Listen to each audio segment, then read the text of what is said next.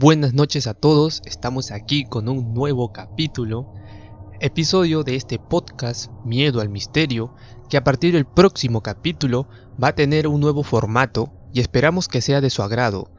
Nos pueden enviar sus feedbacks si les parece bien el nuevo cambio. El nuevo formato será de la siguiente manera. Se comenzará con una breve introducción. Luego se hablará de la noticia de la semana en cuanto a la temática de misterio, terror, descubrimiento, entre otras cosas, y después de ello ya hablaremos de lleno sobre el tema principal. Ya cerca al final trataremos de contar una anécdota o un relato que ustedes nos compartan para saber si alguien más de la audiencia se siente identificado con ello. Ahora tenemos un anuncio muy importante, gracias a ustedes quienes nos escuchan y descargan cada capítulo. Y es que ahora estamos en 10 plataformas más.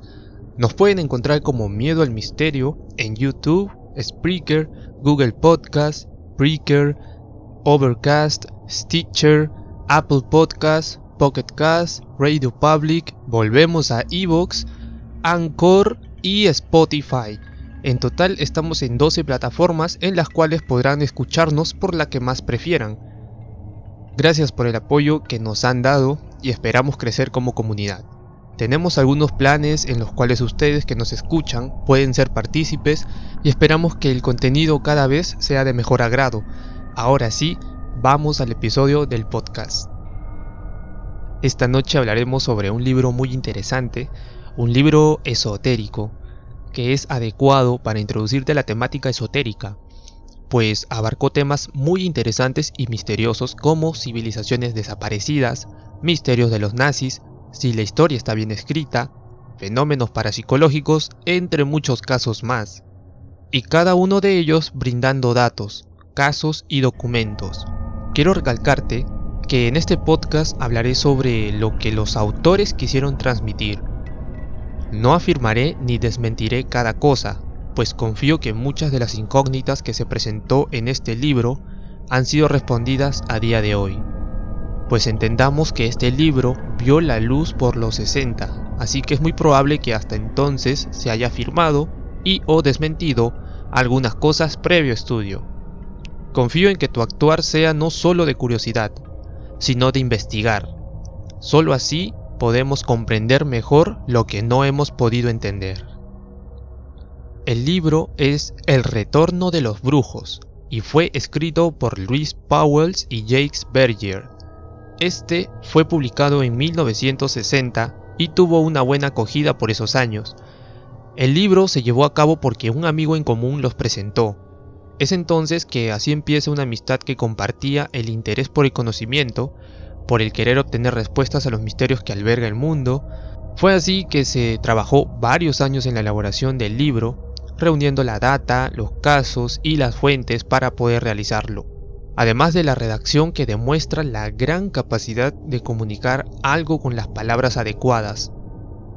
El libro está dividido en 3 partes. La primera cuenta con varios subtemas como el futuro anterior, la conspiración a la luz del día, la alquimia como ejemplo y las civilizaciones desaparecidas. La segunda parte nombrada algunos años en el más allá absoluto y la tercera parte llamada El hombre, este infinito. Como el libro abarca demasiados temas, vamos a hablar de unos pocos. Y cuando digo demasiados, es demasiados, pues quienes tengan el libro entenderán a lo que me refiero con esto. Algunos datos presentados son dados como hechos históricos y otros como historias y leyendas, así que queda al alcance de cada uno si es que consideran que escapan mucho de la realidad que uno percibe. Antes de entrar de lleno al tema, me gustaría mencionar algunas frases que me gustaron del libro y del libro que continúa, que es el llamado La Rebelión de los Brujos. Aquí ellos demuestran, en ambos libros, demuestran la gran capacidad que tienen con las palabras para transmitirte algo, como por ejemplo, el complot tiende a ocultarnos que hay otro mundo en el mundo en que vivimos, y otro hombre es el hombre que somos. El hombre, su pasado, su futuro, todo esto oculta también un complejo invisible. Habla el infinito, canta la música de las esferas. Incluso la época de Agobio es digna de respeto, pues es obra no del hombre, sino de la humanidad, y, por lo tanto, de la naturaleza creadora, que puede ser dura, pero jamás absurda. Si es dura la época en que vivimos, tanto más debemos amarla, empaparla de nuestro amor, hasta que logremos desplazar las pesadas masas de materia que ocultan la luz que brilla al otro lado.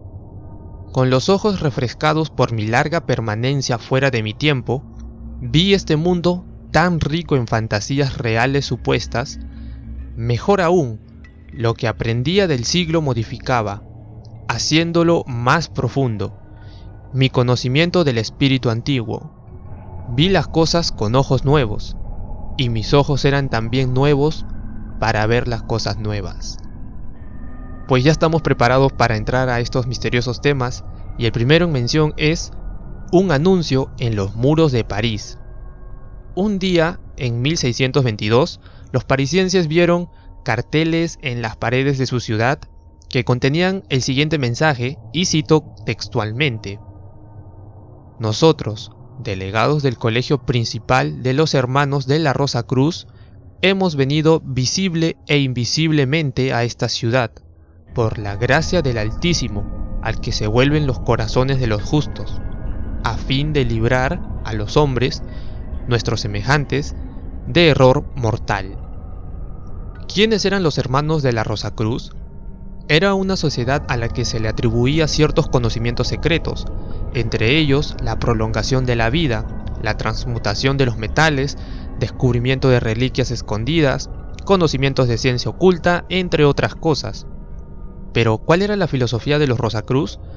Era que el hombre podía tener conocimiento sobre todo lo que pasa en el universo, desde la inmortalidad, el control de la naturaleza y el llegar al infinito. El hecho de que existiera una sociedad de hombres llegados a un estado superior con conocimientos muy avanzados era claramente una amenaza contra los poderes organizados, quienes buscaban hacerse de dicho conocimiento para un uso codicioso, razón por la cual se cree que esta sociedad ocultaba esta información y la revelaba en el momento oportuno. Los autores escogieron el ejemplo de los Rosacruz de 1622 porque consideran que la tradición de los Rosacruz es idéntica a la ciencia contemporánea, en donde no habían iniciaciones misteriosas, sino un estudio profundo y coherente agregado a un espíritu científico. Dejando ya el tema de los muros de París, el libro toca mucho lo que es la alquimia, una doctrina que buscaba descubrir los elementos que constituyeron el universo, además de la transmutación de metales y la obtención de la vida eterna a través de la piedra filosofal. El personaje estrella mencionado por ellos es Fulcanelli, que es el seudónimo de un desconocido autor de libros de alquimia del siglo XX. Sus libros más famosos fueron El misterio de las catedrales y Las moradas filosofales, donde comparte la admiración que ocultan las catedrales góticas, pues en el arte y estructura de estas catedrales se esconde un compendio de conocimientos de la alquimia de la Edad Media. Es decir, que las catedrales son libros de piedra que enseñan la ciencia de la alquimia y contienen el mismo fondo científico que encontramos en las pirámides de Egipto, catacumbas romanas, basílicas bizantinas y templos griegos. Este misterioso y desconocido autor dio a conocer sus obras por medio de sus discípulos, Cancelliet y Champagne, creo que así se pronuncia, quien eran los únicos en tener contacto con este hombre, quien estaba oculto por la ciudad de París. En el libro se dice que Jacques Berger conoció a muchos falsos alquimistas y timadores, pero uno le causó mucho asombro por su conocimiento. Nunca supo su nombre y este desapareció, cortando toda conexión que lo lleve hacia él, lo que le hace pensar que de alguna u otra manera ya había tenido contacto con Fulcanelli. Una tarde de 1937, en un laboratorio de ensayos de la Sociedad del Gas de París, en la que estaba Jacques, Andrés Hellbrauner y Fulcanelli discutiendo la liberación de la energía nuclear. El personaje misterioso interrumpe para dar su punto de vista mencionando que basta solo ciertas disposiciones geométricas de metales puros para desencadenar fuerzas atómicas. Le leyó una frase de un libro de Frederick Soddy que decía: "Pienso que existieron en el pasado civilizaciones que conocieron la energía del átomo y que fueron totalmente destruidas por el mal uso de esta energía". Entonces, Berger le pregunta en qué consistían sus investigaciones, a lo que el personaje responde: "Me pide que resuma en poco tiempo 4000 años de filosofía y los esfuerzos de toda mi vida. Puedo, no obstante, decirle esto: no ignora usted que, en la ciencia oficial, hoy en progreso, el papel del observador es cada vez más importante. La relatividad, el principio de incertidumbre, muestran hasta qué punto interviene hoy el observador de los fenómenos.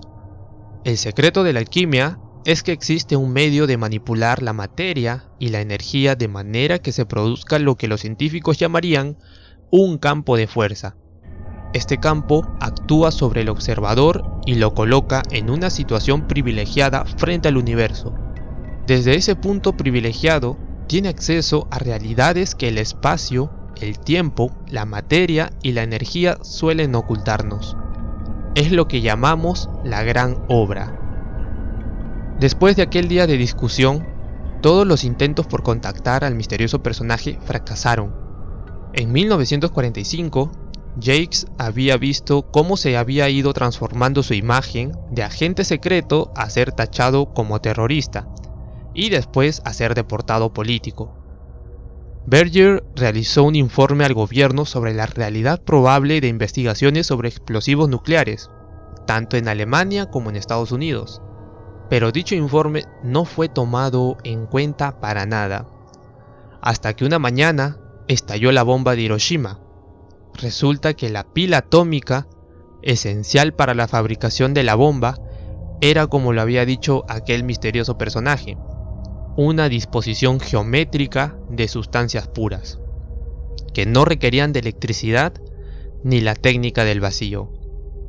En el libro se menciona también a Charles Ford, un investigador estadounidense que es conocido por estudiar los fenómenos anómalos que la ciencia de su época no podía explicar. Se describe que Charles apenas salía de casa. Cuando salía, solía ir a la biblioteca municipal, en donde consultaba una gran cantidad de revistas, periódicos y casos que ocurrieron en todos los estados y en distintas épocas. Él clasificaba cada una de sus notas en cajas de zapatos sobre estos acontecimientos inexplicables pero comprobados, entre los cuales tenemos: lluvia roja en Blanksburg el 2 de noviembre de 1819, lluvia de peces en Singapur en 1861, lluvia de ranas en Birmingham el 30 de junio de 1892, copos de nieve grandes como platos en Nashville el 24 de enero de 1891, huellas de un animal desconocido en Devonshire, huellas de ventosas en unos montes, aparatos extraños en el cielo, nieve negra, inscripciones en meteoritos, seres alados a 8000 metros en el cielo de Palermo el 30 de noviembre de 1880, ruedas luminosas en el mar, y así hasta acumular 25.000 notas, y pasando el tiempo, llegar a las 40.000 notas. Decidido a compartir aquello por lo que trabajó varios años, compuso en 300 páginas su primera obra, el libro de los condenados, libro que causó mucho revuelo e impresión. El 26 de enero de 1931 se fundó la Sociedad Charles Ford, sociedad que tras su muerte en 1932, a vísperas de la publicación de su cuarta obra, sigue recopilando estos casos. Entrando ya a otro tema muy hablado en la actualidad, Lewis y Jakes nos hablan de una supuesta civilización superior de hace más de 10.000 años que domina el globo. partiendo de una duda que un instituto no pudo responder. El 11 de junio de 1958, el Instituto Smithson publica los resultados que obtuvo por americanos, indios y rusos. Unas excavaciones realizadas en Ceilán, cerca al lago Baikal en Siberia, y otra en Mongolia, en Escandinavia, revelaron exactamente los mismos objetos de hueso y piedra. Estos objetos se le atribuyen a los esquimales, por lo que dicho instituto llega a la conclusión que hace 10.000 años dichos esquimales habitaron Asia Central, Mongolia y Ceilán. Pero, ¿por qué debieron emigrar repentinamente a Groenlandia? Las preguntas aquí son las siguientes. ¿Cómo pudieron los esquimales migrar repentinamente todos al mismo tiempo? ¿Por qué fueron por la ruta de tierras más inhospitalarias del mundo? ¿Cómo pudieron llegar allá y por qué? Pues Lois y Jakes proponen su hipótesis sobre una civilización superior que pudo hacer esto posible, explicándonos los siguientes hechos. En el folclore esquimal, dicen que unas tribus fueron transportadas al Gran Norte por medio de unos gigantes pájaros metálicos. En las cavernas de Bojistán se encontraron inscripciones que detallan mapas astronómicos que presentan las estrellas en su posición que ocupaban hace 3.000 años, además de ver líneas que unen Venus con la Tierra. Por el siglo XIX, Piri Reis, un oficial turco, regala a la Biblioteca del Congreso un paquete de mapas que descubrió en el Oriente. Dichos mapas datan de la época de Colón, y en el caso de los más antiguos datan del siglo I después de Jesucristo. En 1952, Arlington Mallory estudia los mapas y determina que algunos lugares no están en su sitio. Él acude a Walters, un cartógrafo oficial, quien determina que el mapa es exacto en las Américas y el Atlántico. Un estudio realizado de la Literaturnaya Gazeta, el profesor llamado Agrest admite la hipótesis sobre seres que vinieron fuera de la Tierra reflejados en los primeros textos introducidos en la Biblia. Ellos, haciendo uso de su ironía, se preguntan sobre cómo explicar que en las innumerables excavaciones no se han encontrado restos de objetos o algo que avalen la existencia de estos seres, pues ellos responden que hasta ese entonces no se ha hecho ninguna exploración arqueológica seria al sur de Rusia, en África Central y en África del Sur. Además, las excavaciones que se han hecho hasta ahora no cubren el territorio extenso que hay por delante. Sin embargo, resaltan el descubrimiento de unas pilas eléctricas que fueron usadas 2000 años antes de Galvani. Dichas pilas eran consideradas unas piedras planas que se exhibían en el Museo de Bagdad, hasta que Wilhelm König, un ingeniero alemán, visitó por casualidad dicho museo.